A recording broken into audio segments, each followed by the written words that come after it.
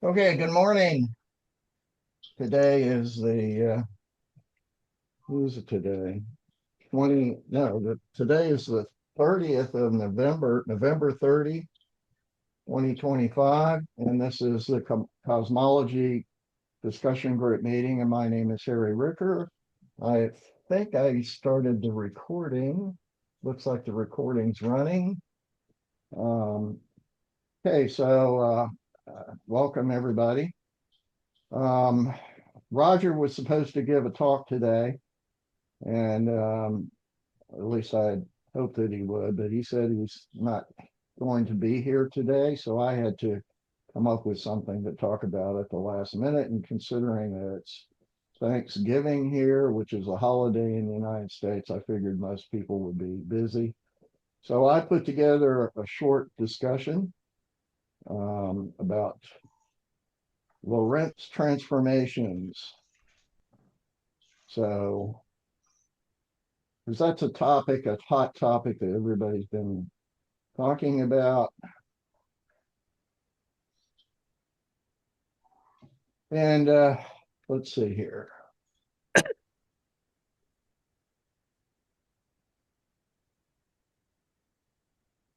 So I have a slideshow going. Is this working? Yeah. Yes. Okay. I didn't really know exactly how to title this, but I came up with Lorentz transformations not uniquely defined. And what that means is that different theories and different, like even in relativity, special relativity, there are different ways that the Lorentz transformations or the predictions or of Lorentz transformations aren't clearly defined, and they're not uh, clearly or uniquely defined. So there are many different ways to describe the Lorentz transforms mathematically, and just as many different ways to interpret them physically.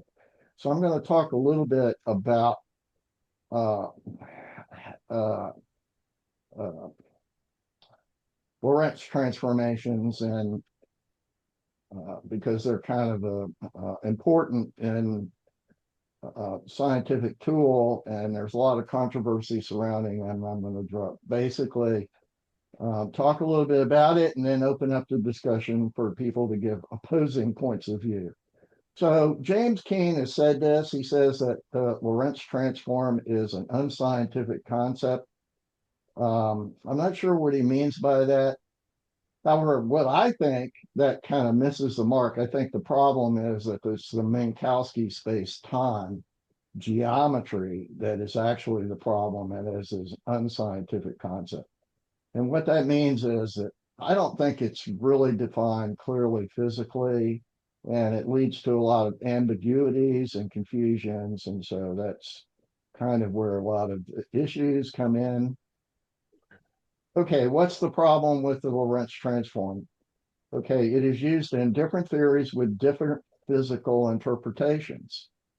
Um, okay, in the Lorentz ether theory, it means that time and space variables t and x are changed to different variables that make the light velocity c in the Maxwell equations in an absolute frame. So we're talking about in an absolute frame.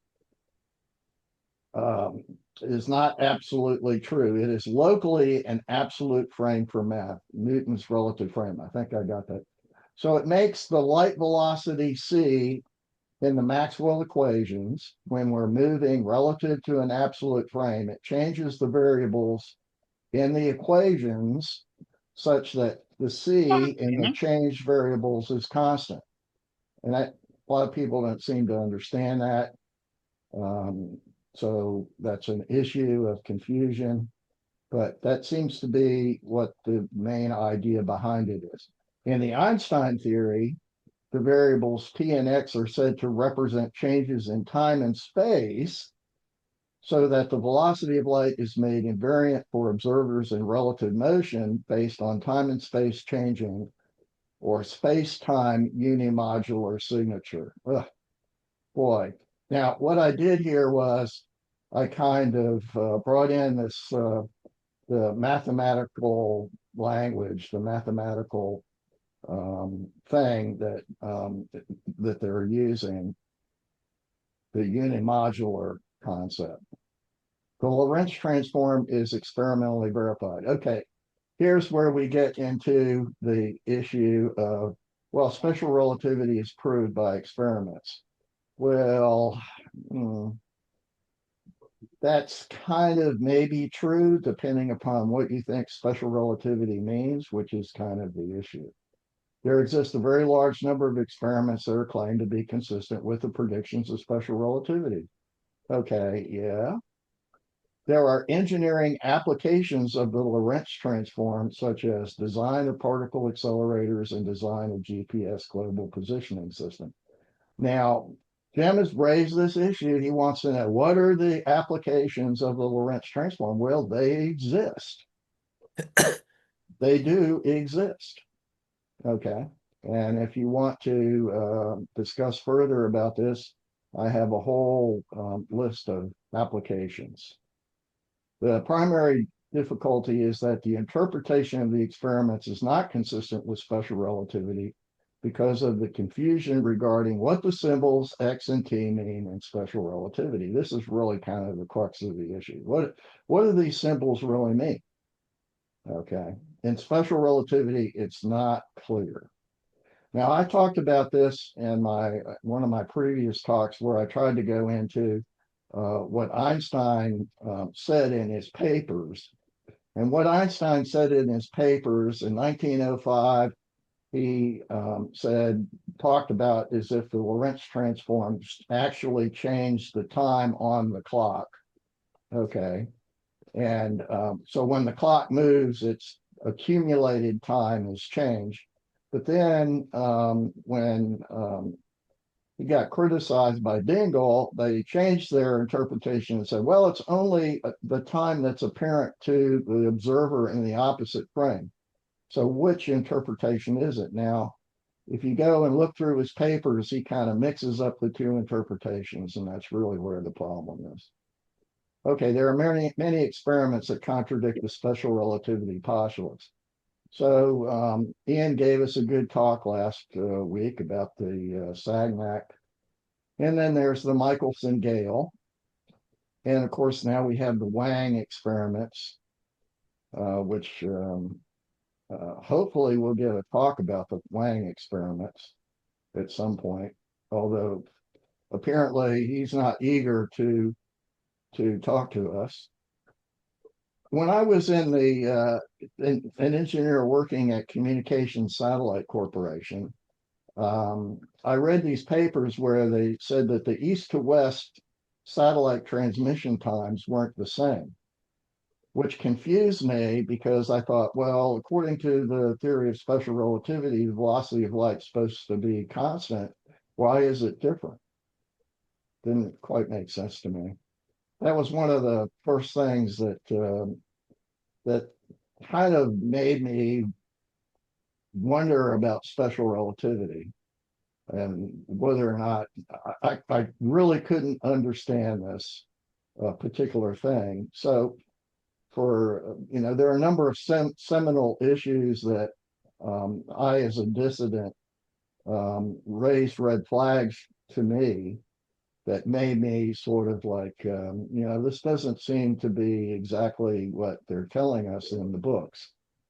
Okay, the other one is magnetism is a relativistic effect. Okay, so these discrepancy, now Stephen Gifts put a lot of emphasis when he talks about this on doing his tests, and he basically looks at this claim prediction about the velocity of light being constant, and he quotes this book by Zhang, I think it's Zang, that details a lot of this experiments that don't seem to comport with the idea that the velocity of light is invariant or constant, if you will. So we have this problem about light velocity. So we have experiments that seem to demonstrate special relativity is correct, and we have other experiments that seem to demonstrate it's not correct. People have been trying to invent theories that explain this, and they really haven't been that successful in resolving all of the points of confusion. And there doesn't really seem to be a lot of interest in the people who have money, who disperse the money for doing scientific work. They don't seem to be much interested in resolving all of these difficulties with respect to experiments, confirming and not confirming special relativity and cleaning up the contradictions. They're not that interested in that, apparently. Um, now, the issue is that um, in the Lorentz ether theory, the claim is that the velocity of light is only constant in the preferred frame. And there doesn't seem to be any experiments that disprove that, other than maybe perhaps the Michelson-Morley experiment. But then the Michelson-Morley experiment can be interpreted as the velocity of light is constant in the ECI frame. So that would be consistent with the Lorentz ether theory.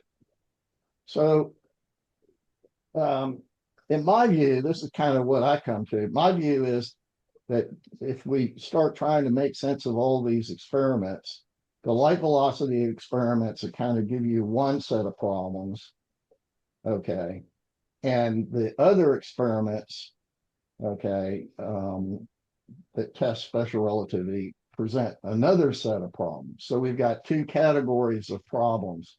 We have problems with the light speed predictions. Stephen Giff has spent a lot of time talking about that. He basically holds on to that as his particular argument. But then there's the other side of the coin, which is where all these engineering applications of Lorentz transformations seem to confirm special relativity. So you have this contradiction between light velocity experiments seem to disprove special relativity, and other experiments, the experiments that deal with clocks, and particularly in the GPS, seem to confirm special relativity. Note I say seem to confirm. Okay, the difference, we're going to talk, I don't think people really understand the difference between special relativity and LAT and the Lorentz ether theory. And the Lorentz ether theory isn't particularly well defined in my view. I don't know that you can go and find somebody that will say this is the definitive um, uh, presentation of the Lorentz ether theory. Maybe it exists somewhere. I've never seen it. So SR assumes light velocity invariance in space-time so that time and space are altered where time and space become the same entity. Wow, what does that mean? Well, they talk about the invariance of space-time, or the space-time interval is invariant. That's kind of complicated. And to me, it's kind of like a mathematical invention. So we invented this mathematical concept to kind of try to explain this phenomenon. LAT, on the other hand, assumes that light velocity c only in the preferred frame, and that the variables x prime and t prime, those are the variables in the moving frame, in the Maxwell equations are substituted to make the light velocity c for moving bodies. So we're talking about changing the variables x and t in the mathematical equations, whereas in special relativity, they're saying that, well, time and space are changing. Okay, it's not real clear exactly what that means. Okay, I don't know what that means. That's kind of a problem that I have with it. Okay, the LAT transfer, the LAT. Okay, now so you have these different interpretations. What I'm getting at here is now you have different ways to interpret what the equations are trying to tell you. Okay, the LAT transformation therefore preserves the Galilean transform in terms of the transforming verbs. Okay, so what happens, and this is kind of interesting, is that um, if we view this as transforming the variables, then we can transform the invariables. And when in terms of the transformed invariables, the Galilean transformation holds. Okay, that's kind of an interesting fact. Um, this principle can be okay. So what we're saying is we're changing the variables.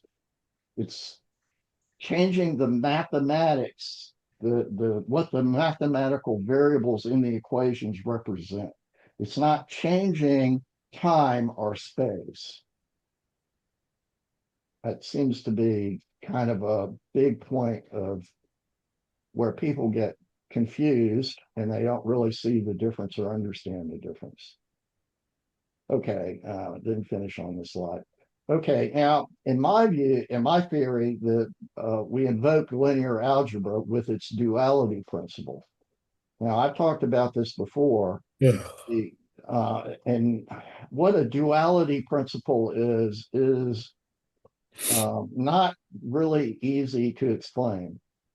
Um, and so you really kind of have to read linear algebra books to understand it. But what it means is that there is uh, principle of a relation between the coordinates of measure and the basis of measure.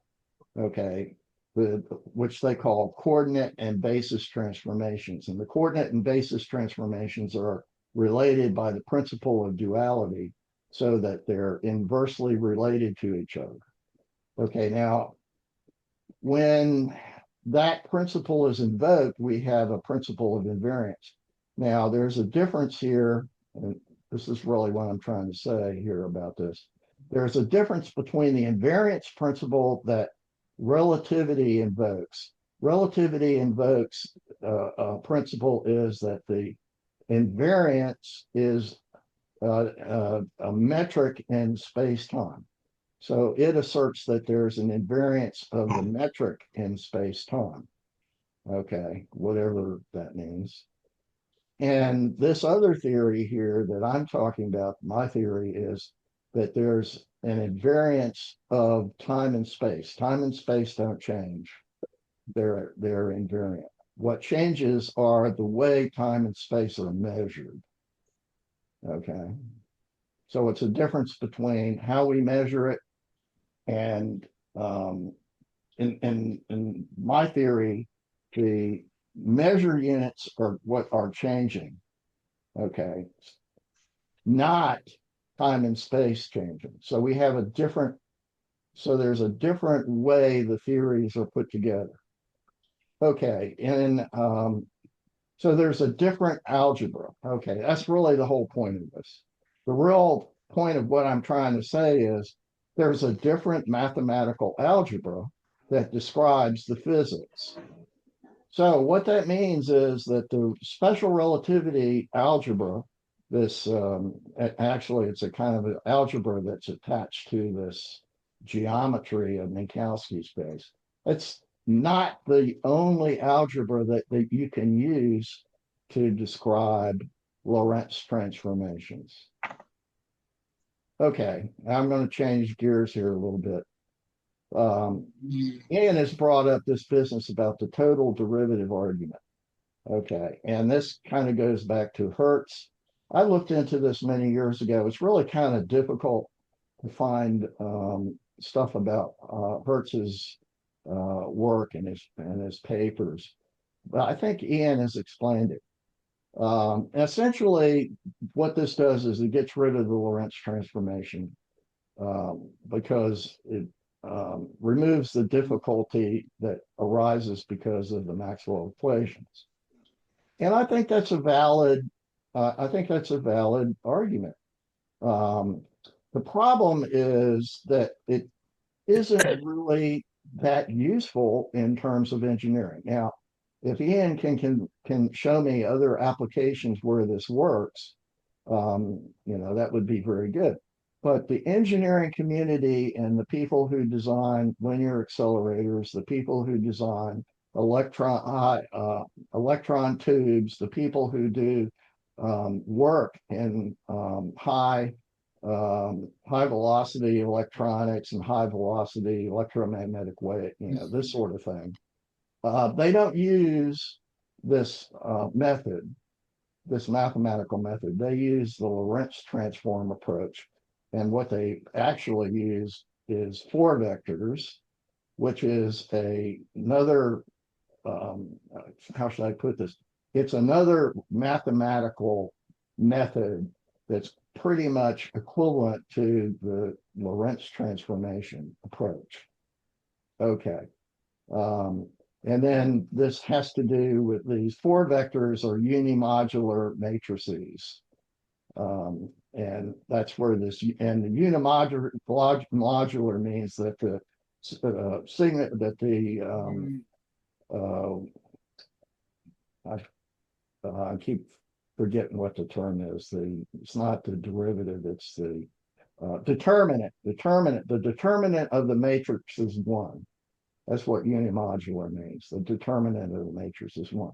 Now, what they do in the four vector and the space-time approach is they stick in imaginary complex. They make the numbers that they stick in for time. They make time imaginary. Time becomes an imaginary number, and then that gets inserted into this unimodular matrix. And it's kind of a complicated. What does it mean to have imaginary time? Does that mean anything physically? Don't know. Obviously, the mathematical theory. Okay, so the conclusion on this slide is, and the main point I'm trying to make here, is that there's a lot of different mathematical approaches that are, you have the Lorentz transform, which you usually see, which is in the algebraic form. Then you have the Lorentz transform can be viewed as a Minkowski space-time interval. And then from that, you can get the four vector approach, okay, to the mathematics. Okay, so you're not really, there's a lot of different mathematical methods, and they all sort of have Lorentz transformations kind of hidden in the background behind them. Okay. I know Ian has brought this up. The Lorentz transform is a mathematical trick. Well, yeah, I think it is, and particularly in the lat. I don't have a problem with that, so I'm not sure why we should like when you do a mathematical change of variables. When I was in school, they would do these mathematical tricks, substitution of variables. This is a very common thing that is used in mathematics. And when I was in high school, it just seemed mysterious to me. How is this possible? How can you do this? Why are you doing this? None of they don't really kind of explain it very well in high school. At least when I was in high school. Maybe they tried to do it now with the new math that they're teaching.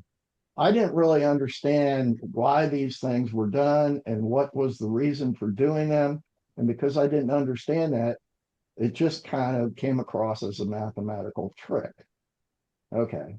But it's really the idea of changing the variables and doing a substitution. And so that's really what's going on there. So yes, we're changing the variables and doing a substitution. All right, a mathematical substitution. So we're changing what the symbols mean effectively. Now, in Einstein's theory, it's not so much of a math trick, but he says that time and space are changing.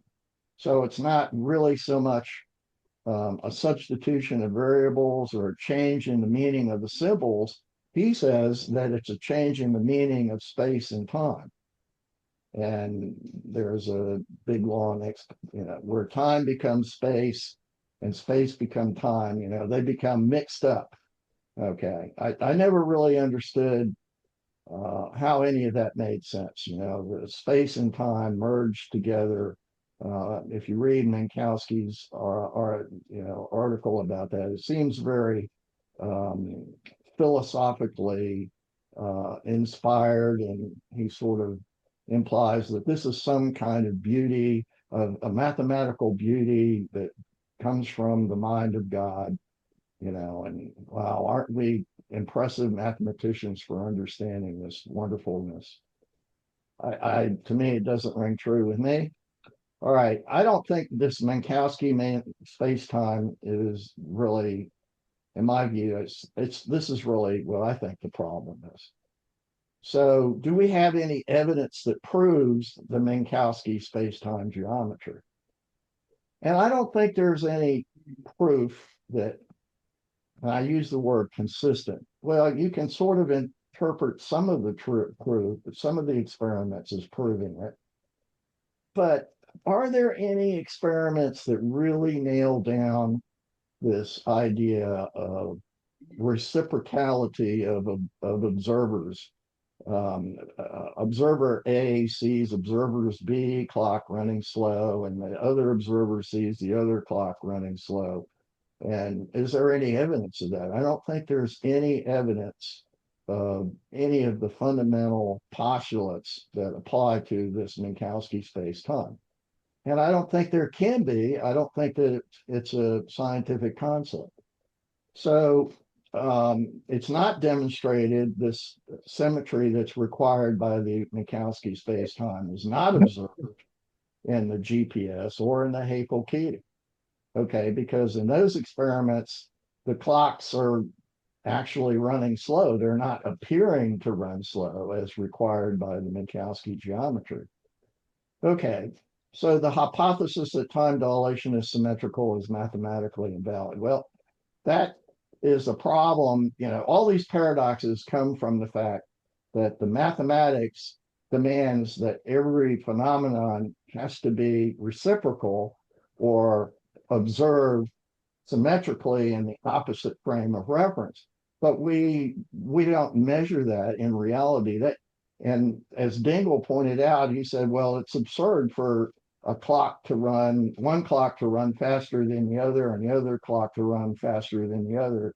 You know, that, and of course they didn't like that because that really basically disproves special relativity.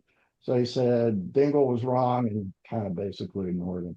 I've written a lot of papers at the GSJ talking about this. Okay, so I'm going to kind of finish up here. Summary and conclusions. The Lorentz transform is experimentally verified by certain experiments that are performed in only a single frame of reference, the ECI or the lab frame. So what this means is that we don't really have demonstrated the symmetry that's demanded by the Minkowski space-time concept. That requires a symmetry, okay, of between the observers in order for it to be verified by experiments. And there are no experiments that verify that. Okay, so that's really kind of a problem. So I don't see how it can be claimed to be valid or proved in any way. Okay. Does that slide intend to say the Lorentz transform is not experimentally verified by certain experiments? The Lorentz transform is verified in by certain experiments that are performed in only a single frame of reference. So if you do the experiment in a single Well, frame isn't of that reference, sorry for the interruption, but isn't that a contradiction? why Why is there a would contradiction? why would there be a Lorentz transform if we're only dealing with a single frame of reference? See, now you're interpreting the Lorentz transform in terms of the Minkowski space-time. I am. It Yes, says you just here said. only in a single only a single frame of reference. Well, why don't we discuss this later, because you're basically don't understand what's going on, and I tried to explain it, but you don't understand experiment. So and then we have the experiments do not consistently validate the light constancy postulate. Okay. So that's the point is, yeah, you can claim that the experiments prove relativity. Okay. There are some experiments that do appear to validate the Lorentz transform. Okay. But only if you have a certain interpretation of them. Okay. It depends on how you're interpreting them. That's the part you're not getting, Jim. Okay.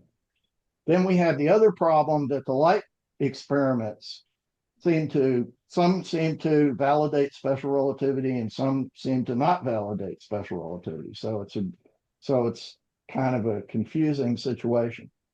Okay, the interpretations of the Lorentz transform physically are different in SR and lab. Okay, I don't know if you've read any of these discussions that have gone on between Nick Percival and Stephen Giff.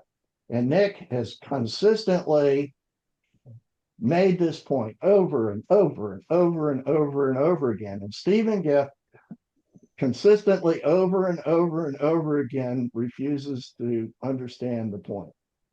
Okay. So now we have more. Now we have these Solari transformations. So we have a lot of alternate transformations, such as the Solari transforms.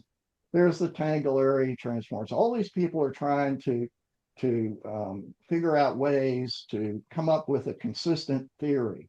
Well, if the current existing theory of special relativity is confirmed by experiments and so great, why are people inventing all these additional theories? Okay, so someplace in the scientific community, there are people who are understanding that things aren't really adding up as far as the theory of special relativity is concerned. But one of the problems is that it muddles the conversation. Okay.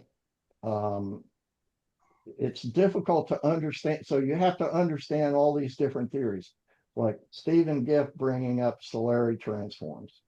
Okay. To me, it's just creating more misunderstandings and more confusion. We haven't really resolved what we're talking about. That's kind of what I'm getting at. So these focus, the issue with the Solari transform is that there's this Vx divided by c squared term that appears in the Lorentz transformation.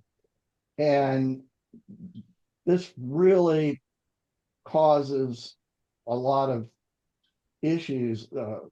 Stephen Giff sort of hangs on this. It's kind of hard to explain why that term is there, and a lot of people get confused about that. So this is another issue about the Lorentz transforms that's kind of unresolved that creates confusion. And so what I'm trying to point that I'm making here is there's a lot of different people interpreting things differently, and there's not really a consistent approach to how can we resolve all these things and get everybody to talk about the Lorentz transformations and the theory of special relativity in a consistent way. Everybody's got different languages and different beliefs and different understandings and different claims. And there doesn't seem to be any attempt to get rid of the confusion and talk about things in a consistent way so that when one person says something to another person, they can understand what they're talking about. That's not really what's happening. So what we have, I think, is just a grab bag of confusion. So I'm going to end up here. The main conclusion that there is no agreement in the dissident community regarding how to correctly interpret the Lorentz transformations, given the evidence that the special relativity interpretation is disproved by experimental evidence. Opinions range from the claim that the Lorentz transformation is bogus and unscientific and unnecessary to new theories that claim to replace the Lorentz transformations with new different ones. However, the main result ought to be that the postulates of SR are false, and so is the Minkowski space-time conception. We're not able to really agree on how to deal with that. we're still basically arguing back and forth and not really making any progress. Okay, so that's the end of we should be coming up here to uh, uh, end of this session.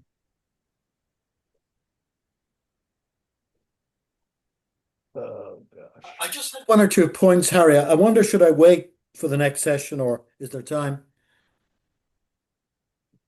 Sure, go ahead. Okay. We've got about 4 minutes. Okay, that should be. Yeah. Oh, thanks very much. That's a good presentation, a good summary. But just 2 points.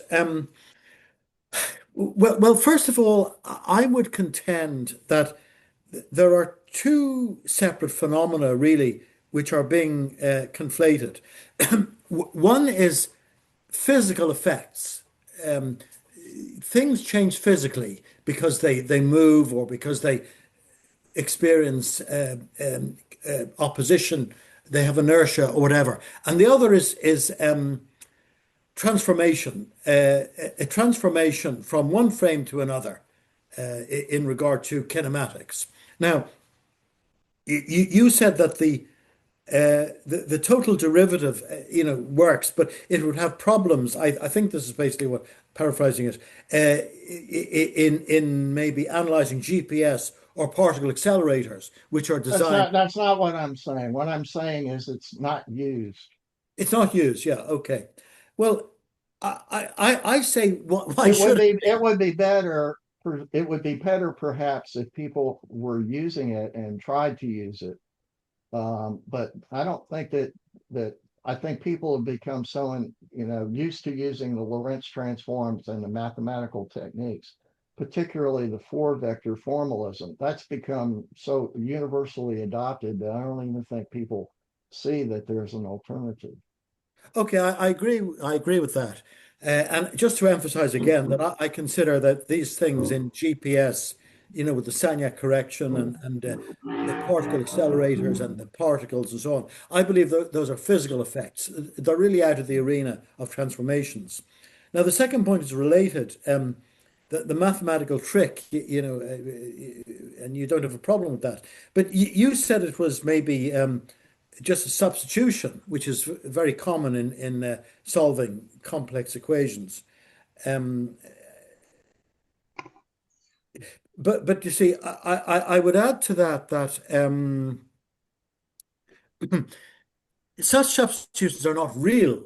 I mean, what they take is the Lorentz transformations are real. They're not, well, I think they say they're not just observed, there are real effects. And they extrapolated that to ordinary kinematics.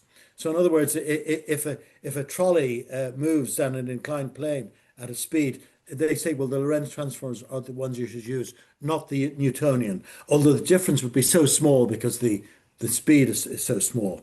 Now, that's an invalid extrapolation in my view, and the Lorentz transformations are not real. Now, the most that I could abide is if they said they're real in regard to electromagnetic transformations, because if you were given the task to find what apparent transformations would work if you don't use the total derivative, well, then you would get the Lorentz transformations. So in that sense, we all agree they're a trick, and I think Jerry put in a statement to the effect as well that they're a trick, but they're not, I would say, a harmless substitution. They're sort of taken as a fundamental change of the whole geometry of space and time, as indeed you yourself have said in this presentation and elsewhere. Well, you hit upon really what I think is the dilemma, and that is that different people have different opinions about what it means physically. And I think that's really kind of the crux of the issue. That's really my point that I'm saying, is that there exist different mathematical approaches to this problem, and different physical interpretations. So the question then becomes, all right, we're back. Okay, so I got kind of interrupt. So my point, what I'm trying to get at is that special relativity and the way the mainstream is interpreting things, they're saying in a very rigid way, special relativity is correct. What Einstein said is correct. Space and time change, and we know this is correct because the experiments prove it to be true. And therefore, they don't really have any flexibility to look at other possible mathematical interpretations or physical interpretations of what is measured experimentally, what we see as physics. They completely doggedly and dogmatically, that's it, dogmatically uh, seized upon this idea of Minkowski space-time, which is a attempt to mathematically describe Einstein's original conception, which wasn't really particularly well defined in terms of physics or mathematics.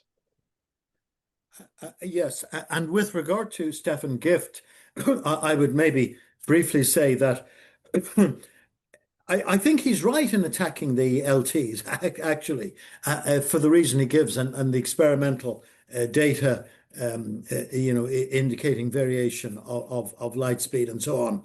But he also rejects the Galilean transformation. And my own take on that would be that he's confusing these two elements that I think are distinct. One, physical effects, and the other, transformation of kinematics. So another of the claimed experiments where he says the STs work and the LTs or the GTs don't work. Those, if not all of them, but certainly most of the ones he claims, are based on this time, the gamma factor coming into the time. In other words, frequency changing in cesium clock oscillation, or muon particles, or something of that nature, where the gamma factor comes in. And this gamma factor, it's actually probably a pity that it's the same gamma factor as in the Lorentz transformations, but it's a common factor which comes in analyzing physical phenomena, things like elasticity and so on. So if you took those things as clock, atomic clock retardation, if you took those as actual physical effects, which have nothing whatever to do with transformations, well, then I say the Galilean transformations don't work. But Stefan would be as opposed to that statement as he is to the opposition to the LTs, which I agree with him on that one. Yeah, that was a lot. The point of what I was trying to raise in my presentation was when you're talking about the LTs, you're talking about a particular mathematical description of the but when you get into the Minkowski space-time and four vectors and the matrix formulation that the mainstream uses, you don't really have Lorentz transformations anymore. You have a different mathematical formalism, and so the the effect of the Lorentz transformation, the changes in space and time, sort of disappears from view. Okay, do you understand what I'm saying here? It kind of, it's Becomes very not complex. the Lorentz transformations as we normally think of them. They're not really being used anymore. There's a different mathematical structure. There's a different mathematical approach that's being used, but It's Minkowskian, yes. So there's, just saying the Lorentz transformations are incorrect, kind of only looks at part of the problem. It doesn't say four vectors are wrong. It doesn't say space-time geometry is wrong. Do you see what I'm trying to get at there? There's these alternative ways of approaching the mathematics, and the different mathematical methods do not necessarily all have the same physical interpretations behind them.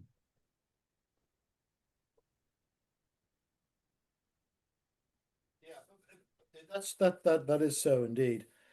But I say simplistically, perhaps, that with modern technology, if we put our minds to it, we could probably do some experiments which would distinguish between these transformations in ordinary kinematics.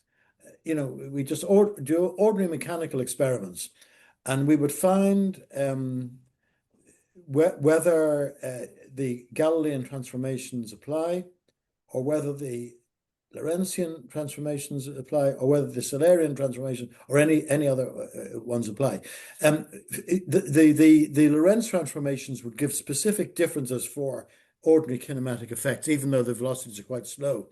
And the Solari transforms actually, you know, Stefan would claim that part of their accord with experiments is the c plus or minus v for the one-way speed. But actually, it isn't that. It's something like gamma squared into c plus or minus v.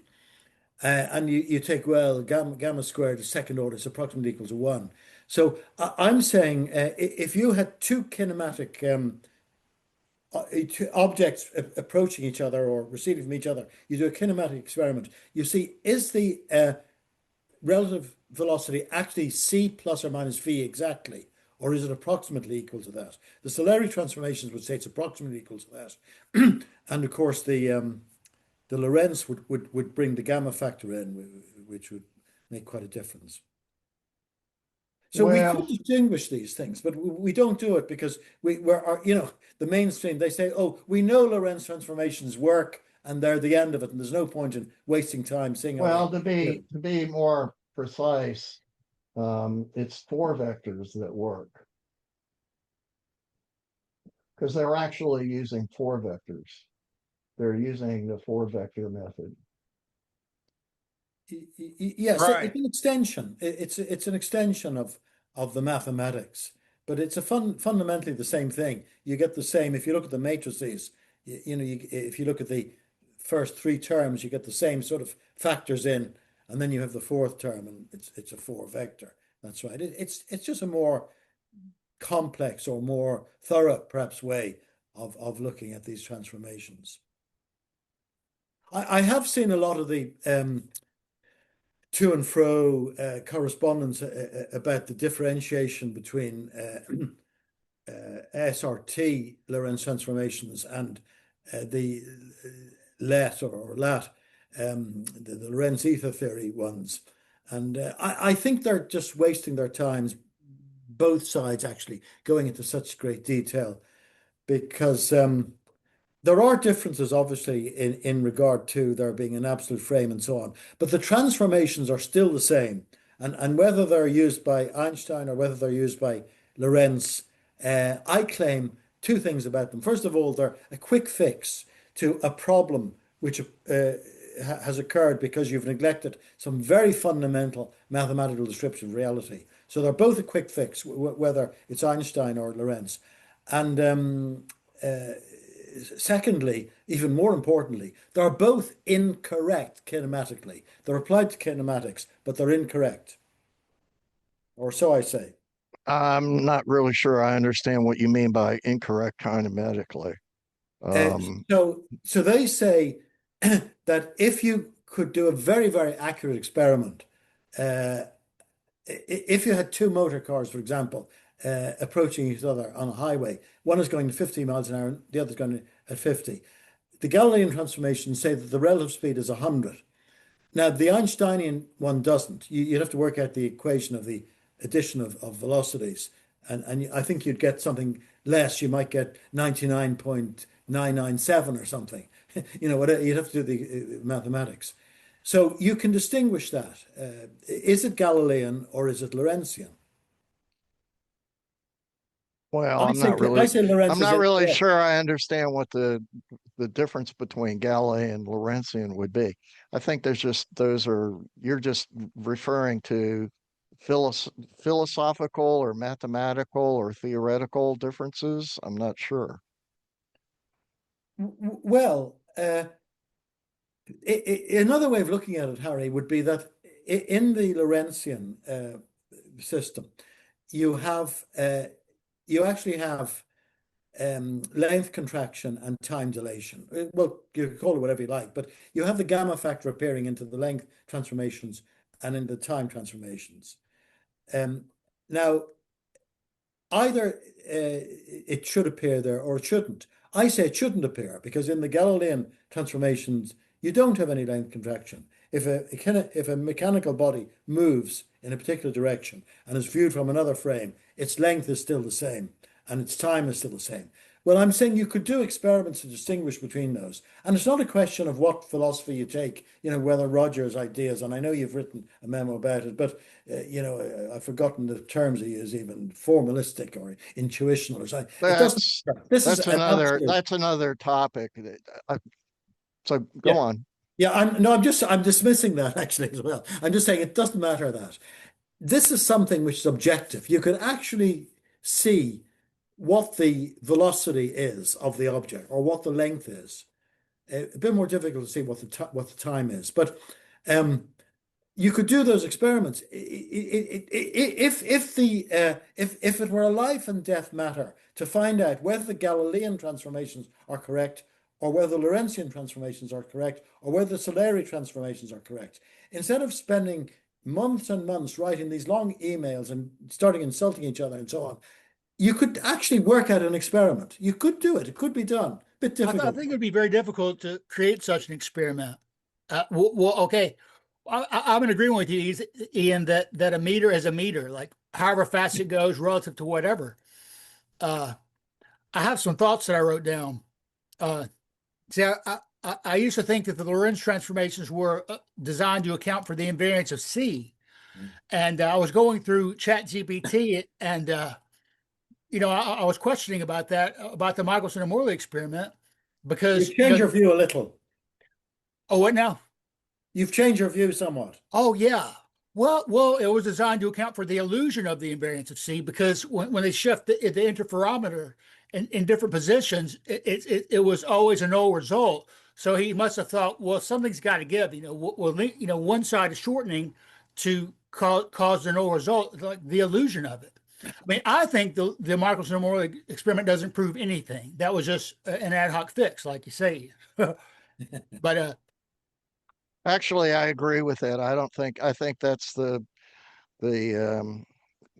problem, is that people are trying to, at that time, that was an important experiment and the only experiment that, well, they had some other experiments, but they hadn't at that time, gotten the Sagnac experiment. And so he based his theory on a very limited, just on that one experiment. And it's not really clear that he based his theory on that experiment, because he doesn't mention it in his 1905 paper, but then in his later papers, he says, oh, this experiment really demonstrates the principle of relativity is valid. And a lot of people don't read the later papers, and so it's just more confusion. But I think that the Michelson-Morley experiment needs an explanation other than special relativity, and they're really hanging their hat on that one experiment. But the other claims, other experiments, they just don't seem to fit all together. The whole But if you picture. talk about MMX type experiments, they don't mention Miller. They don't say, well, Miller disproved special relativity. And that's an MMX type experiment. Yeah, it's a confusing thing. I mean, I just don't understand and nobody seems to have really seen the urgency of sorting out this confusion. I and of course, you have people that claim emission theory is the correct theory. So there are a lot still different theories of light are still in play that are not really resolved. I don't think they proved special relativity and its interpretation of light is the absolute correct result. That's kind of the point I was trying to make in my presentation. I think it's all up in the air and it's all confusing, and it's just another way dissidents argue and get confused. Harry, How does the ether factor into your conception of the Lorentz transformations? Well, the ether would be, you could say that would be the Lat theory, because supposedly it's Lorentz ether theory. So in the Lorentz theory, the idea would be that motion through the ether is not measurable because of the contraction of the measuring apparatus. And that contraction is predicted by the Lorentz transformations. Yeah. Well, Lorentz believed in a stationary ether, and that light travels in a fixed way relative only to the ether. And that was why they were looking for any variation with the Michelson and Morley experiment to see how fast it goes through the ether. Yeah, and this is kind of a, another area where it's kind of all very confusing. You have the what theory what assumptions are you making? There's the ether is at absolute rest with respect to the sun. Is the ether at absolute rest with respect to the CMBR? I think they thought that the ether is sort of fixed and stationary, but I think they actually wanted to find out how fast the Earth or even the sun goes through the ether, because that was before Well, the Big Bang Theory. okay, so this experiment was proposed by Maxwell, and the assumption was in those days that the ether was stationary with respect to the sun, and that you could Really? measure the velocity of the Earth moving through the ether with respect to the ether at rest with the sun. That means So they that must have thought that the sun was the absolute frame. correct. Wow. Well, that's the I think they might have had some conception of a local ether, which extended to the sun. We were in the solar domain, if you like. But Roger is right in this respect. It does depend on the philosophy. I mean, these sort of geocentric people, I think I mentioned them before, they are convinced ab initio that the Earth is the center of the universe, and it doesn't move. Well, that's how they explain the Michelson-Morley experiment. They said that's why there's no effect, because we're stationary, we're motionless.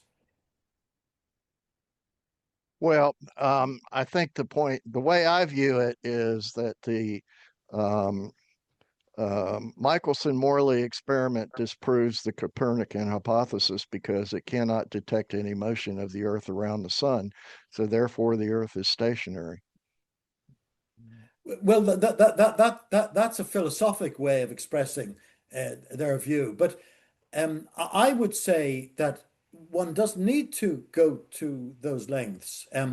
If you take the Stokes dragging phenomenon, which has been established in regard to other phenomena, well, you take the ether to be similar to an atmosphere around the Earth, which is basically dragged by the Earth. And you see more of the motion relative to it in the Earth spinning, which is less inertial than the Earth's revolution, which is approximately inertial. So what you're saying is the interpretation of the experimental results depends on the assumptions that you make about what you're trying to measure. I hesitate to push that as the ultimate solution to all this, because then you get into a quagmire. But I suppose I am saying that. Yes, and that's one of the reasons that we dissidents are all arguing with each other. We don't have different, we don't have the same theory. If we had the same general theory, we could maybe push it towards the mainstream and get more attention. But we all have conflicting ideas. And dare I say, I suppose, not accepting myself, I'm as bad as anybody else. We all have our preconceived philosophical ideas, and maybe we adopt the explanations that accord most realistically with those philosophical ideas. Well, I think that's certainly true. But the issue in my mind is what we try to do is we try to make um, we try to interpret experiments in a way to make them agree with what we want to believe. And I think that's what mainstream does with special relativity. They interpret the experiments so so that they prove special relativity is correct, and they refuse to consider any other interpretation or theory. So essentially, all evidence proves special relativity is correct no matter what. And that's the one thing that we all here, I think, agree on. All us dissidents are agreed on that. We can see quite clearly that the mainstream are doing that. They form their own ideas and they're fixed and they twist things around. But we don't see the mote in our own eyes. We don't see that we're all doing it to a certain extent with regard to our own theories. Right. Well, that I think later in my presentation, I brought it was for further discussion. I bring up this issue that we're talking about. And to me, one of the problems I have with modern science is it seems that modern science tries to make experiments and observational evidence agree with the theory rather than trying to find theories that agree with the experimental and observational evidence. So it seems like they're doing things backwards. Yes, you're absolutely right. Can I give you a couple comments about your presentation? Sure. Thank you so much for great physical presentation. Physical. Let's start from physical logic from the beginning. Ether or there is no ether. If there is no ether, vacuum, then you can go with special relativity with whatever. But if you started with ether, it exists, it means there is an absolute frame of time and space. It's absolute time and absolute space. And there are some mathematical tricks to explain different experiments in a different language. And I absolutely agree with you with the approach to the Maxwell equations. I do like it very much. That's why everybody can try to do any mathematics for explanation, any experiment, but don't put physical meaning in all your mathematics. This is the main point. My main point, physics is the main point. The mathematics is in service for for physics. It's trying to explain different experiments, but don't put any physical meaning in all these t prime, t something, and so on and so on. It only helps you to understand these experiments. Different language, mathematical, you can use different language. It's simple like this. That's why. But what is important? There is an ether, and it's confirmed already. It's proved. I told many times, guys. You talked about today ether static to sun to earth. No, ether, it is cosmic medium, intergalactic. It's based on cosmic microwave background radiation nobody knew before, on intergalactic plasma and all this stuff. It's static. The world, not sun. Sun moving against this, the cosmic microwave background radiation. Earth is moving against the cosmic microwave background radiation because cosmic microwave background is the base of this ether, cosmic medium in my language, and so on and so on. That's why, please, let's start talking about physics as you've done today. And then you can use any mathematics, whatever is convenient for you, for explaining this experiment. But don't put any meaning in your transformation. There is no physical meaning in all these equations. The second very important point I told many times, guys, in Maxwell equations, there is no speed of light. Who put the speed of light in his equation? I want to kill him because C in Maxwell equations were ratio of electrodynamic unit of charge to electromagnetic unit of charge. That's it. Simple like this. And he based on some special experiments that they measured this ratio. And they found that C, they found in their experiment, it's close to the speed of light. But what does it mean, speed of light? I don't know at all, because there are no light in Maxwell equation. There are electromagnetic waves, radio waves, and the electromagnetic waves, and all of them electromagnetic waves. And it's already confirmed, experimentally proved, that radio waves going through the static cosmic medium with some dispersion. It's measured already. You can find even concentration of electrons in intergalactic plasma, guys. That's why it's confirmed already. We are moving against this ether or cosmic medium in my language. We are measuring cosmic microwave background radiation. We cannot cut it. There is none. There is no vacuum. There is a cosmic microwave background radiation. And intergalactic plasma, yes, there is. That's why you must talk about physics based on ether, on experiment we know about them. We are measuring our speeds against this ether, the real world ether, cosmic medium. I And agree. then you can use any mathematics in your language, in your explanation, how to do this and that, but don't put any meaning in your transformation. It's mathematics only. It's mathematical tricks. What is convenient for you, use it, but don't put any physical meaning into these equations. And where was one more time, guys, please don't name speed of light. It's wrong, absolutely wrong.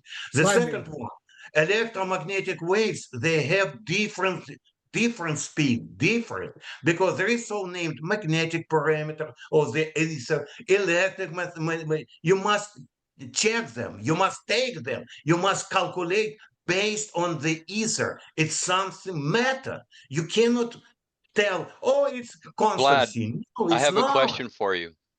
Yeah. What is electromagnetic radiation? What does it consist of? It's all photons, right? Maybe. This is the Fine. medium. You know, I told This is many the times. medium that makes up the ether. It's photonic energy. It's photonic radiation dispersing, slowing down as it disperses, allows the rest of the wave to continue on dispersed light, dispersed photons. I think the basis of the ether is photonic energy. It's what allows the EM to move along its path. Vladimir, I have two questions. Let me answer. Okay, one sec. One time, one at a time. I will answer all your questions. First of all, many times I mentioned already double slit experiment. That there are some photons. This is a. I'm sorry, something happened. Jerry. He's here. He just shut off his video. I'm Okay. sorry. Okay, guys. I thought you were talking to Rick. No, you should stop. You know, that's why I cannot do it. Okay. Double slit experiment shows exactly where is the photons, where are the wavelengths. If you have your photons and you're measuring each photon through the slit, you cannot see any interference pattern. And on the contrary, if you're not touching them, I mean photons, your photons, you can Yes, see but the that's interference just that. pattern. But that photon is You just stop visible it. light. Please stop it. I That don't need to photon is interrupt just you. Please that stop. that photon of visible light is just one type of photon. There are many different types of photons. There's X-rays, there's gamma rays, there's all kinds of different EM emissions, and this dispersion of these EM emissions create the ether, and has been creating the ether since the beginning of the universe, if it ever began. Who knows how long ago that was, is what I was saying. That's all. Please don't interrupt me. Please have any respect. Photons, it's a quantum objects. Wavelengths, it's a classical notion based on ensemble of photons. The double slit experiment shows exactly the difference between each photon and wavelengths. Wavelengths, it's a combination, it's a parameter for the ensemble of photons. It's a classical notion. Many times I told to you a few times, and you didn't take it even now. The difference between photons and wavelengths. And that's why electromagnetic waves in Maxwell equation, there are no photons. Don't put to Maxwell equation your imaginations. They're wrong. to your imagination. He has wavelengths only. It's Wavelengths proven only. that X-rays No, are it's not proven. photons. I ask you to tell. Gamma All right. rays are photons at a higher Okay, wavelength. okay. This is kind of getting a little bit off topic here, but I think it illustrates the fact that um, we really, even when you get down to the idea of what electromagnetic radiation is, there's different ideas about that. We don't have an agreement on what the ideas are that, You're you know, right. Well, I have two Nobody- questions for Vladimir. One sec. You Well, are right. You dominate the conversation, Vladimir. I'm not dominating. I'm trying to get you guys because I told you many times. Nevertheless, you continue bullshitting about these And I wavelengths told you, and photons. and I told you Yeah, I you are agree with you bullshitting. that Yeah, I know. the interstellar medium and the galactic medium and the solar medium is how EM propagates. And it propagates through photonic energy. That's all the wavelengths of energy are photons that are being emitted. That's the way I see it. okay. Um, we all have different visions, I think, of the physical universe. That's kind of why we have a discussion group on cosmology. Yes, yes, you're right. Vladimir is making which I think is to me, there's this disconnect between the ideology of the vacuum space of relativity, and it doesn't seem, this Minkowski space. That's why I don't think it's scientific or valid or anything. It's just a geometric concept based on this idea of Einstein about time and space changing, and it's kind of a vague notion that he has that doesn't seem to really be physics. That's really kind of my feeling about it. And I think that's, to go back to Roger's talk yesterday, that didn't really get to the issue of why dissidents have a problem with special relativity. It just seems like it's not physics. That's my personal opinion about it. And Yes, it just doesn't make sense as physics. So yes, I would say it's physics. It may be faulty physics. I mean, reality is obviously very complex, and there aren't just simple solutions. Of course, there are like countless experiments set up, and we still don't know what's going on a lot of times. I have two questions for Vladimir, though. go it's ahead. a few Vladimir. previous questions. I'm ready to answer you, but let me finish the previous talk. All right. Guys, Harry, you told there is no some theory for electromagnetic waves and so on, so on. I don't pretend on electromagnetic wave theory and so on and so on. You know why? Because nobody in the world until myself could understand and explain in principle why we have interference pattern or we don't have. We are looking for photons. Unfortunately, not famous, nobody in the world understands the difference between you are looking for photons, you lost your interference pattern. You are not looking, you're not disturbing this ensemble of photons, you have your interference pattern. It's only myself explained this very big problem with photons. And why it is important? Because according to the contemporary physics, photons radiated during Big Bang model going to us. Each photon have the wavelengths on his shoulders and going through this expansion of the space and increasing the wavelengths of each photon. So much bullshit. Radio waves is with 10,000 kilometers wavelength. How one photon can put this 10,000 kilometers wavelength on their shoulder? How? Guys. By the way, your antennas, you're expert in your antennas. For radiation, what you're looking at antenna? Currents, electrical currents, not each photon, not each electron. You're looking for currents because current, it's a classical notion. Electron, it's not classical, it's quantum object. Photons, it's a quantum object. Radio waves, including, let's say, visible light, are notions close. Classical notions, classical guys, totally different story. You didn't get the main point. It's my main advantage. At last, after 100 years, I could explain why there is interference pattern, there is no. That's it, simple like this. Nobody else done it. That's why you don't need even to speculate about it, because this is a confirmation of the main experiments that was a puzzle for everybody, including famous in all the famous physicists. They didn't know about it. Why? Because there is a combination right now, classical physics together with quantum physics. It's absolutely wrong. Quantum physics, quantum object. Photons, go with photons. Classical physics, it's a classical physics. Wavelengths, it's a classical physics. It's an ensemble of them. And Maxwell equation, they describe samples of photons. Maxwell didn't know about photons at all, man. Photons and all these notions appeared much later. And his equations, there is no speed of light because it's electrodynamic constant. Electrodynamic constant. He gave the name of it.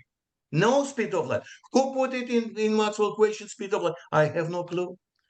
It's totally wrong. I think this is, yeah, when you bring that up, it kind of strikes me as kind of ridiculously obvious.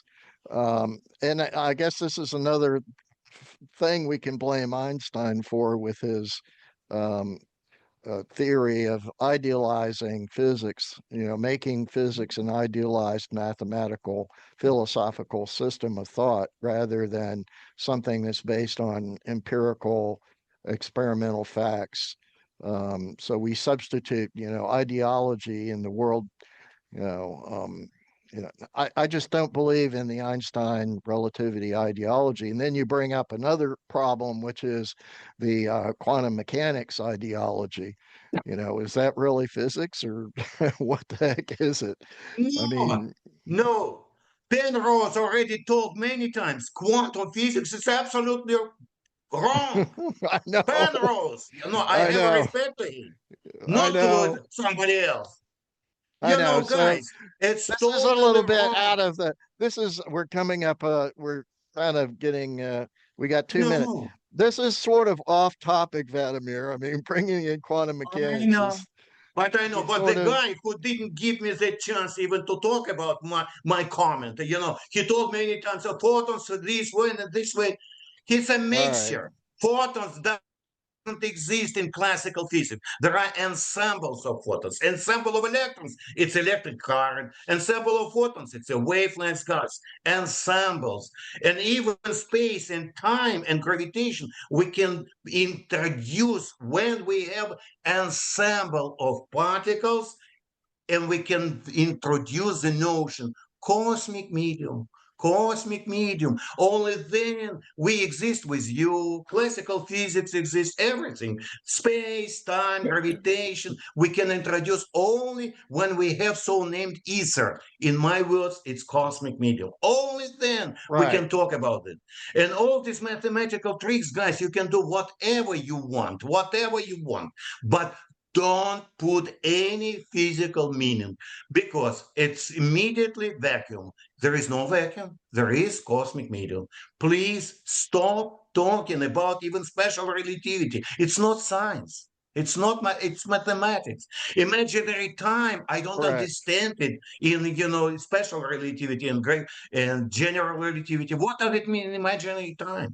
In all their theories, there are no strict definitions of what does it mean space, what does it mean time, what does it mean gravitation, and all this stuff. Only I could introduce these notions because I used so-named cosmic medium. In your words, ether. All right, we're going to get cut off here. Good points. I disagree. Well, anyway, all right, we're gonna shut off here in a minute. Yeah, we will shut off. Let's continue. Jerry, I will answer your questions. I thank you so much. didn't forget about it.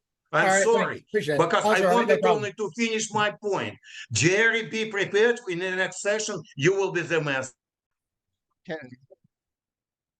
we sort of got off topic towards quantum mechanics, and I think that's we got issues. There's lots of issues in physics, and we sort of went from the special relativity. We have to believe in special relativity. Einstein, he's got the tools for us understanding the universe. It's been absolutely proven and demonstrated by experiments, and we find out that, yeah, well, it's when you look at it, it's not so absolutely definitively proven, and it's not so absolutely well established physics. And Well, I would like to interrupt for a second and just say I agree a lot with what Vlad says. It's just interpretation is the difference here. The cosmic medium, aka plasma, is what I mean. Atoms behave in the double slit the same way as electrons and photons do. So do molecules. So that tells us that the EM flows along those as well. They use that to move along through the universe. So we're not that far off from each other, Vlad. Yeah, you're absolutely right. Let me comment. You're absolutely right. Transmission of all these photons, it's better to tell not photons. I don't like this. Electromagnetic waves depends on intergalactic plasma. Only because of intergalactic plasma you can transmit your electromagnetic waves, ensembles of these photons. I'm not against photons. Energy in photons, each photon has an energy. I absolutely agree. But the meaning of it, ensemble of photons named the electromagnetic wave transmitting through the space only because of intergalactic plasma. There is intergalactic plasma. There is. I am not against plasma too. Guys, it's confirmed by fast radio bursts. It's confirmed. It's even measured the concentration of intergalactic plasma. And I calculated it's much earlier than they measured even. That's why I agree with everything, but what is the main problem? Guys, don't mix quantum physics with classical physics. That's it. That's it. In quantum physics, you don't have a choice. You have to use mathematics only. But when you're going to classical physics, forget about the mathematics. It's a tool to explain physics. Tool. Well, That's it. when we're looking at magnetic fields in telescopes, we're actually looking at currents, electric currents. Yes, it's exactly my point. Electrical currents, electron wavelengths, and Yes, electromagnetic waves. It's see, classical. we don't disagree on very much, Vladimir. Yes. At We're last, we found our main point. I'm against quantum physics. Quantum physics and all the definitions of quantum physics, because in quantum physics there are the same parameters as we have from classical physics. They didn't introduce no even band parameter. Electron, rotation of electron, it's a bullshit. I cannot even imagine. But unfortunately, this is a quantum physics because they don't have a choice. Spin, You it's a consider rotation of electron. special relativity and general relativity to be classical physics. I mean, I don't, but some people do. The way you're talking, it appears you're making a distinction between quantum physics and everything else. So my question is, according to you, Vladimir, is relativity part of classical physics or not? no. Relativity, it's not, for me, it's not science at all. You're asking physical question, but I told you no, I didn't ask it's that. not. It's a wrong even question. It's a mathematical trick. That's it, simple as this. I look at classical physics as being Maxwell, Lorentz, and all of the Yes, so do I. all of the electric people that came before and Yeah, after I them. do as well. However, if you look at the major textbooks, you will probably find the majority of them consider quantum physics to be opposed to everything else, and they would include special relativity and general relativity into classical physics. Now, you or I may not do that, but that is commonly done. So I wanted to clarify that. Well, want to answer, Jerry, sorry. I want to Oh, answer this question. Contemporary classical physics includes quantum physics. This is the main advantage of contemporary classical physics. This is the main point. I want to throw away from classical physics is quantum physics. It's Yeah, but you exactly my refuse point. to What I say we have whether a mixture relativity right is now. included because you say relativity is nonsense. Therefore, I'm not even going to tell you whether No, it's wrong. or not. No, Well, wrong. I would, Because you I think put wrong definitions into relativity and all this stuff. It's absolutely wrong. Lorentz transformation, you can use it, but don't put any physical meaning to it. That's changing space and time. They're going from space to time. You know, there is some combination of them. By the way, they thought there is a four-dimensional space-time. Absolutely wrong. There is no space-time four-dimensional. There is for manifold. They don't even know mathematics. What does it mean? What they use in general relativity? It's not I just look at it, four-dimensional. I It's just look for at it, manifold. I just look at it this way. Before Einstein, it was classical physics. After Einstein, it's not classical physics, it's new physics. Well, I would say that even if relativity isn't included in classical physics didn't have it all perfectly correct, though. I mean, maybe Well, it's the basic that's approach. why we have all these big divisions now. We have the big division between classical physics and its notions and special relativity, and the main difference being relativity. The main difference being that time and space are not absolutely clearly defined as in classical physics. Relativity gives this flexible definition to time and space. So that's a big change. And Classical then, physics didn't have a chance to define properly because of Einstein. They chose a different tack. But Einstein, Once Einstein came around and that tack was yeah. changed, then classical physics kind of went out of favor and it wasn't more defined and refined. Yeah, but Einstein is the figure for that. I mean, okay, he probably went a bit further into these absurdities, we might all agree, but he's the figure for that. I mean, it has been said, I don't know, it was Whittaker who said that a certain gentleman by the name of Einstein in 1905 introduced or rehashed some concepts which were introduced by Lorentz and Larmor, and he called it a new theory. So I'd go back further than 1905, and I would actually include Lorentz and Larmor and perhaps Poincaré as well in that. It wasn't just Einstein. He's the figurehead for it. yeah, but Absolutely right. Einstein You're absolutely right. But brought what is in important, guys? All the theories, special relativity, general relativity, based on vacuum. Vacuum. There is no any ether. There is no medium.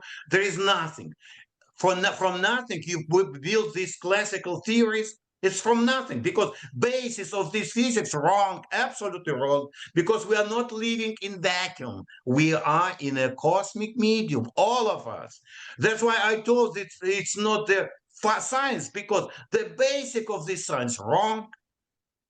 We have theory, we have ether, we have some medium around us. And we have some theories based on vacuum, on nothing. I don't know what does it mean. Vladimir, can I ask you those questions? I'm ready. Okay, I wrote them in the chat. Vladimir, would you say light has a velocity, even if we don't know what it is? And also, would you say that light travels in a fixed way only relative to the cosmic medium? Question. One more time? One more time. Tell exactly what you want because I want to tell every Okay. word. We can go one at a time. Okay, you've spoken about how, since there isn't a vacuum, that we can't know the velocity of light, but you would say that light does have a velocity, though, even if we can't know it. So electromagnetic waves, light, I hate it because there is no light. You can see me by light, but there are so many electromagnetic waves. That's why electromagnetic waves, the very first comment, don't name light. Electromagnetic waves They are real, what we can see with our eyes, if it's a light, or with antenna, radio waves, and so on and so on. But what is important? Velocity of them depends on electric and magnetic the components of the cosmic medium, of, by the way, solar medium, because it's different, galaxy medium, and so on and so on. That's why you must take into account, and in the Maxwell equation, it's written velocity equals c divided on the root square of epsilon mu, whereas electrical and magnetic parameters of the medium.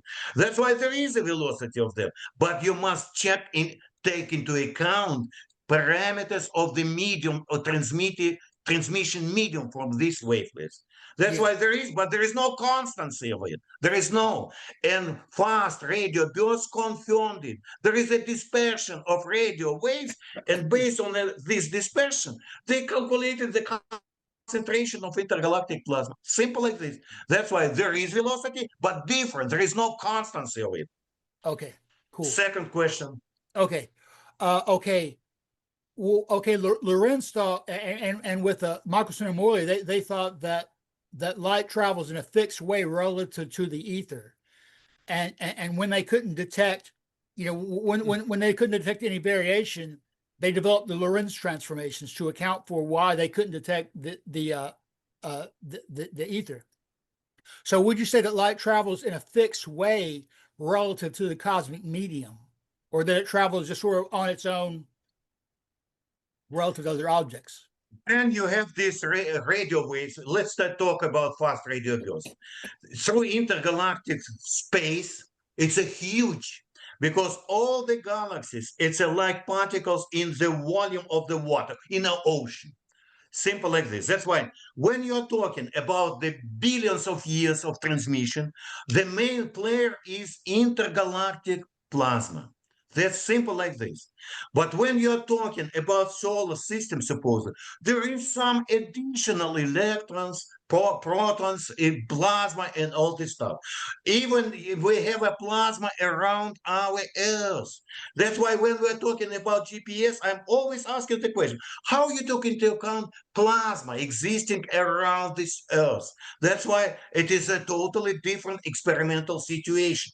And velocity of light, velocity of electromagnetic waves, because in GPS you don't have light, depends on the concentration of this plasma around Earth, on the winds of this plasma, and so on and so on. That's why, and nobody told me how they took into account these variations in our plasma around our Earth. How? How do we? That's why you see what does it mean? It's more complicated even, because intergalactic plasma, it's good. This is a constant. This is, something you can measure by fast radio bursts. But what we're doing with our mother Earth, how we took into account these electrical particles, I absolutely agree. Plasma around us, and how we could take into account, I don't know. And we are speculating right now which transformation works for GPS, which one doesn't work. But the main point, physical point, is you have your plasma, how you took into account it, instead of all this bullshits about the transformation. So here, this and that, it does matter. It's only language, mathematical language, for us to explain what we cannot measure. Can you give me some information about this Earth plasma concentration, the distribution, and all that? Nobody. We know that there is some reflection from this plasma, and we can see even each other maybe because of this reflection. But nobody told me what does it mean physically. What does it mean? What kind of plasma we have around our Mother Earth? And we're speculating about this mathematics. It works this way or that way. And mathematics based on a vacuum. What's the correlation between real physics in our Mother Earth and mathematics we are talking about? Mathematics is only language. The main problem of contemporary physics, we put too much meaning to equations. All the theoreticians, they're thinking about, we have our great equations, all the world moving against our equations. And let's see which one is the best one to explain the world. Absolutely wrong. Physics totally different as a science. It's experimental science. There are some experiments, and so many parameters have some input on all our measurements. And our point is how to calculate the main part of each phenomenon, how to take care about what we expect as the most part of the phenomenon. This is a physical language. And mathematicians, no, it's transformation, this and that, mathematics, this and that, variation of space and time. It's absolutely wrong. Time and space, absolute. Absolute. That's it. And the language, it depends on you, whatever you like. I do like Harry's comment about four-vector approach to Maxwell equations. Simple like this. I like it very much because it's a very good mathematics and well-known mathematics. I didn't invent it, but I follow it. Thank you so much, Harry, for great understanding, for myself understanding what is the difference between physics and mathematics. Einstein, with his papers, with his work, he killed classical physics. He killed it. He postponed development of classical physics for 120 years. With all my respect to this genius, guys, because he proposed something with nothing. He didn't know anything about microwave background radiation, intergalactic plasma, our rockets, and all this stuff. And he proposed something, at least some direction, what we want to check, what we want to test. But we put too much to this mathematics from physical point of view. We are physicists, first of all. Let's see experiments. Let's explain experiments. And let's use his theory like, good instrument for us to understand what's going on. Guys, I'm sorry, as usual, for my emotions because I'm tired. I'm looking for cosmology for 24 years. Soon it will be 25 years. And all the time when I'm looking and listening to some bullshits about what is the importance? The importance of equations or the real logic, the real physics, the real life? Guys, Well, let's stop even talking about special relativity because, as I told you, even basis for it's wrong.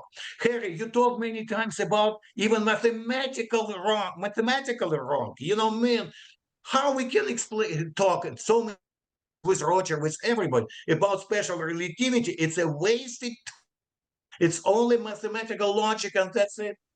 Because there is no any correlation between this mathematics in our real world. Simple like this. well, I think the issue is how do we, Roger sort of yesterday, um, you know, starts off talking about, this video, and the video starts off with, this is Don Lincoln. He starts off by saying dogmatically that special relativity is correct. And then he presents this video and then he talks about chat GPT and all this other stuff. To me, the main issue was really that video. Okay. And the dogmatic way Don Lincoln was saying, this is the truth. Listen to me. I'm telling you the truth. And then he tells you, well, oh, by the way, there's no such thing as relativistic mass, even though that was taught to you It's a in bullshit. textbooks. Oh, Right. And then suddenly he stops and I'm going like, well, I want to know the answer to why they've changed their mind. Why is this a point of confusion? But we never get to that. We never get to the real actual physics. It's all about keeping the existing physical dogma intact. And how do we get around that the dogma is just absolutely ridiculous. And then Roger presents this thing about different points of view. It's all about different points of view, whether your point of view is intuitive, formalistic or intuitive. That was all just an invention of Chat GPT. It got everything confused, borrowed some, it wasn't even relevant to the topic. I didn't understand anything in that presentation. The problem is, are we doing physics? Or are we doing fantasy? And the mainstream seems to not really be able to clearly define which it is, whether they're doing physics or fantasy. Well, in There's no doubts about it. in yesterday's presentation, basically 2 hours were spent to tell us that people have different ideas. Correct. And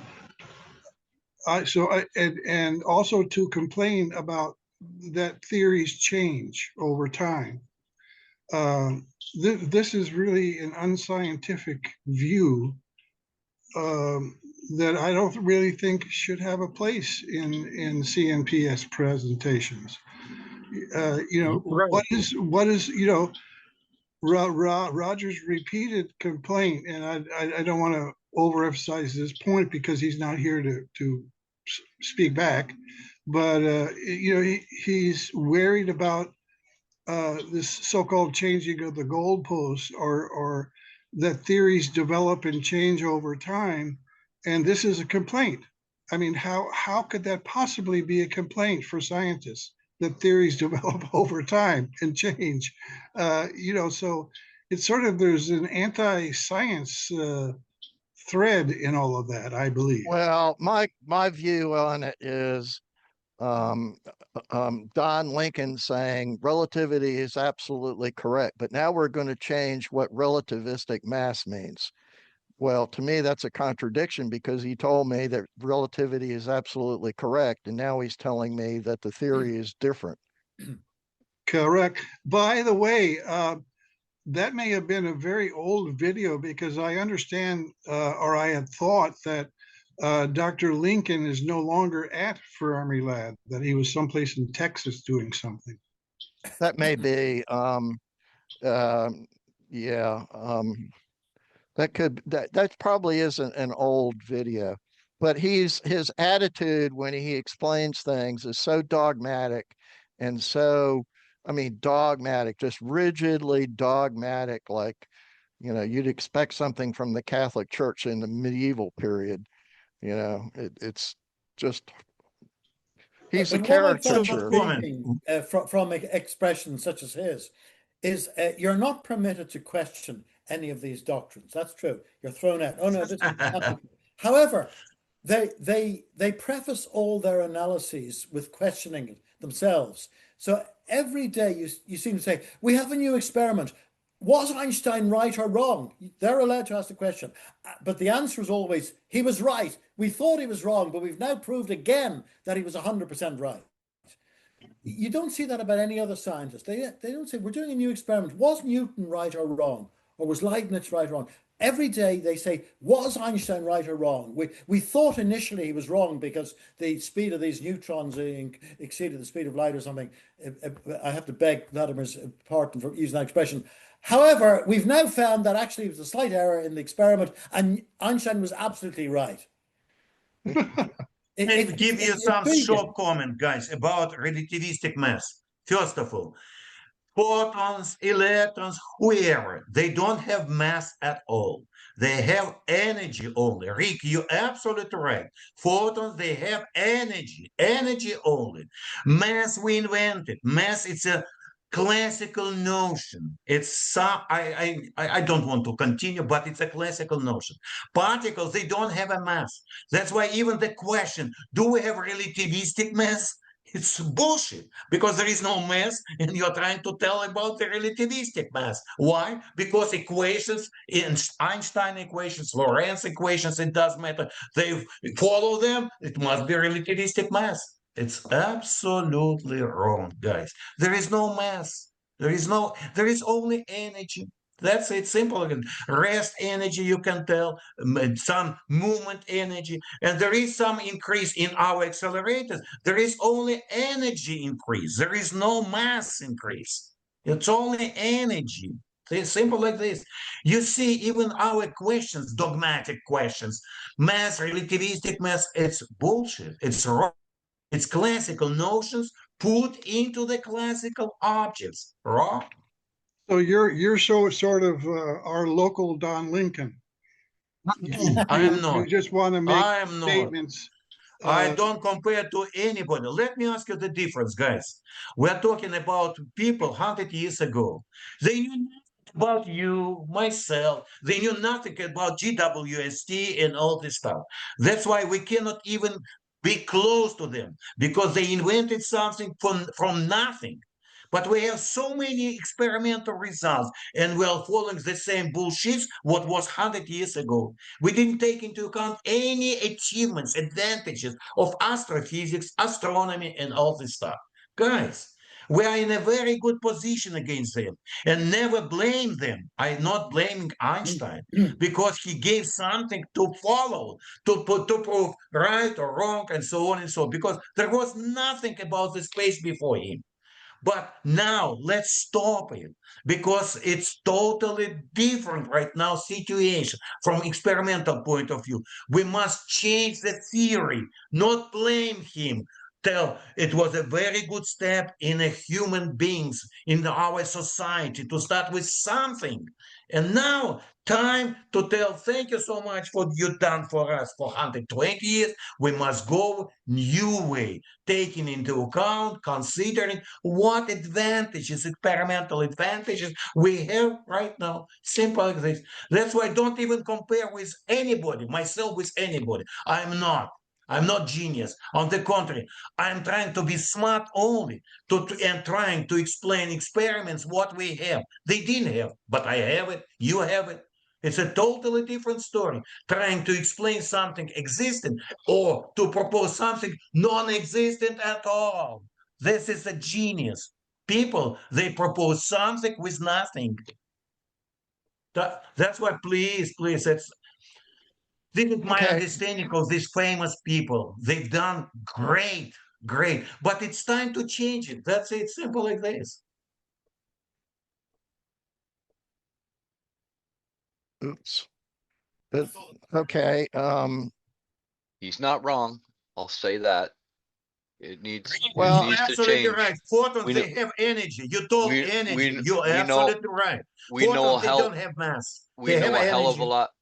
We know a hell of a lot more than we did back then when Einstein got his theories out, and he even stated himself that his theories won't stand the test of time. Something's going to happen that's going to show what the ether is, and poof, all that goes out the window. so I guess basically this is my last slide. I guess we're sort of kind of tending to agree with this is that mainstream science accepts only Einstein relativity and attempts to make experiments agree with that theory exclusively. I think we got some agreement on that point. And dissidents attempt to also kind of do the same thing. They attempt to make experiments agree with their theories. They do not try to find theories that agree with experiments. And both camps use experiments to prove their preferred theories rather than find theories that agree with experiments. And I think that's what Vladimir was trying to say about his he's trying to say we're so locked into the theories that people have put up in the past um, that we can't really see beyond. We can't really see what the new facts are showing us. See, if this is Absolutely so, right, Harry. an But I observer am from blaming Mars, right let's now say, contemporary, would, not. I'm sorry. sorry, but an observer from outside our arena, maybe from Mars, would come and he would say, I think, there's absolutely no difference between the mainstream science, as I've heard it promulgated, and the dissident science, as I've heard it promulgated. Uh, and I think it's just a question of difference in psychology. The mainstream people are people who like to be involved in groupthink. They like to have an orthodoxy, they like to have a teaching, and they like to be conformist. And the dissidents are people who like to question everything. They like to be different, and they like to formulate their own ideas. But neither one is more objective than the other because both are twisting their experiments around to agree with what they've accepted as theory. Now, it would be an interesting actually exercise to do an analysis to see are mainstream people, the big people in science, are they, politically of one hue, or are they more doctrinaire, in regard to the penal laws or something, and then compare and contrast that with dissidence, it would actually be an interesting exercise, because I do suspect that although a lot of mainstream people are accepting the mainstream dogma just because it suits their own psychology, I fear that a lot of us dissidents are doing a similar thing. Would you say that applies to you, Ian? Well, I did say earlier, myself included. I mean, it would be quite unacceptable. I'm the exception to that. I'm totally objective, Jerry, and everybody else is nonsense. No, I don't see it. One doesn't see one's own deficiencies, but it must apply to all of us. And I'm just looking at the fact that I've been involved in this community, and I've enjoyed it very much for I don't know how long now, probably more than 20 years. But uh, we argue on every single topic under the sun, and we're actually very intolerant people in many respects. I exclude these conferences, these Sunday conferences and the CNPS Saturday ones. I think we're regionally collegiate, but all through the emails and the correspondence, we're very intolerant of each other. We all have completely disparate views. Sometimes the views between us dissidents, Jerry, differ more than the difference between one of the dissidents and the mainstream. So it's just an observation I'm making. Yeah, I'm a dissident and I'm an outsider. I'm not a scientist. So And there there has to be a dropping of egos in a lot of people. I've noticed a lot of people have a lot of big egos in the dissident community, but in the standard science community, they follow a religion and they accept that as their truth. In the dissident community, everybody's got their own theories. Some people agree with other people's theories and work with them to do more refinement on their theories and such and such. But basically, everybody is on their own in these types of groups, and nobody is willing to drop their egos and look at other points of view more seriously. I mean, you guys are really good at it. I mean, I gotta admit, you listen and you try to understand what the other person's saying, but it's that ego, especially if it's a theory that has been thought up by them. Well, I do prefer my own theories, but Yeah, I mean, One sec. Harry, thank you so much for your conclusion. I mean, the points of your conclusion, that it's absolutely right, the difference between mainstream physics and dissident physics. What is important? I blame not genius Einstein or somebody else before. I blame contemporary scientists. They're very smart guys. They know everything about what is wrong with their theories and so on and so on. But they're following all this bullshit, all sorts of grants, money, positions, and all this stuff. I blame them. It's time to change something. Unfortunately, they cannot propose anything that they're holding this, Einstein for 120 years, trying on to get money on it. And that's it. Like, religion. You're absolutely right, Rick. That's why, as for dissidents, guys, I do like to listen to different theories than to follow one bullshit by mainstream. You see what I mean? That's why, on the contrary, it's much better to have different opinion, different theories, and to try to find something positive in each of us. Because I have mine, you have his, it, and so on and so on. And what is important? To have a polite talk, to have a respect to any new idea, because maybe based on many different ideas, it will be some new basis for classical physics.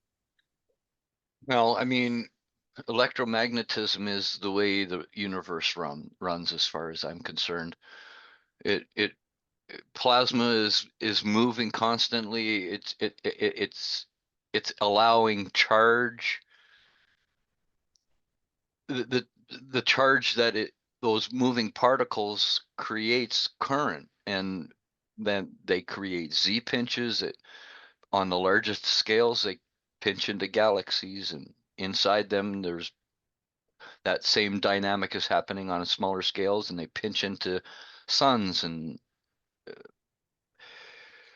it's all electric is what I'm trying to get at. And Vlad understands that classical physics is all based on electromagnetism.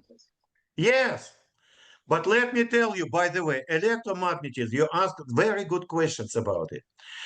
Maybe 30, 40 years ago, there were two scientists, two physical theoreticians of electromagnetic waves. One of them Ukrainian, another one Swedish. They published a few papers, and I referred to them how to, in a scientific way, to see transmission of electromagnetic waves through the cosmic medium. They were absolutely right. But what is important, it's a very complicated mathematics, because in our standard Maxwell equations, there is only vacuum. There is no any basics of the medium. We have only parameter epsilon, mu, and that's it. And they've done a real physics for electromagnetic waves transmission through the cosmic medium. And who cares? I found this, two theoretical. Who cares? Everybody forgot about them. Everybody blames them for very good, accurate explanation, some equations for real electromagnetic waves going through the cosmic medium. No, nobody cares about ideas. On the contrary, the contemporary physicists, they are trying to kill any new idea against their mainstream work. And what is important, they are very smart guys. They know what they're doing, and nevertheless, they continue to do it. This is my main point. Don't blame Einstein. Blame people that followed him. They know that it's wrong, and nevertheless, they're going to follow and to kill all of us. And it doesn't matter what will be the new idea. Yours, mine. I tried to put to archive. I tried to go to some journals. Nobody wanted to publish my papers for 25 years I'm talking about. Nobody. They're worse than Christians. They go to church 5 days a week instead of 1 day a week. Yes, yes.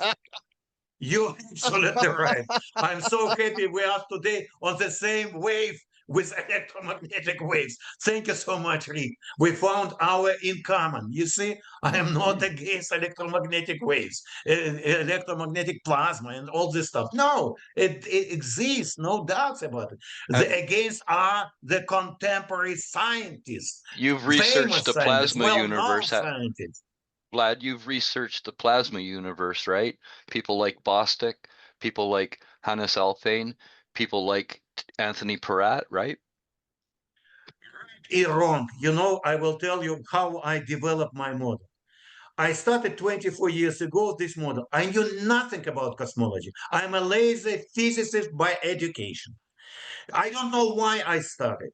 And for at least 12 years, I only developed my own approach, my own idea, anything about plasma physics and all this stuff.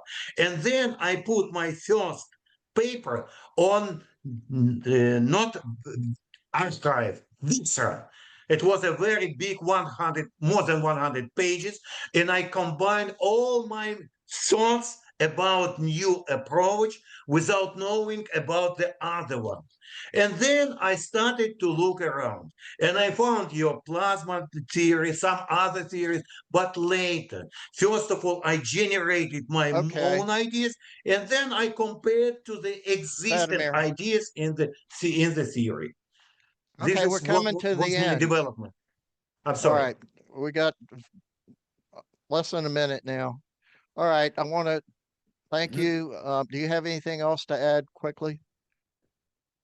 Thanks so much for great talk. It was unbelievable, unpredictable, but you done great job for us. There is a clarification of our dissident ideas, how to go with them, how to follow them, and what to do with us. Okay, Thank you so much. I want to thank everybody for coming and participating today and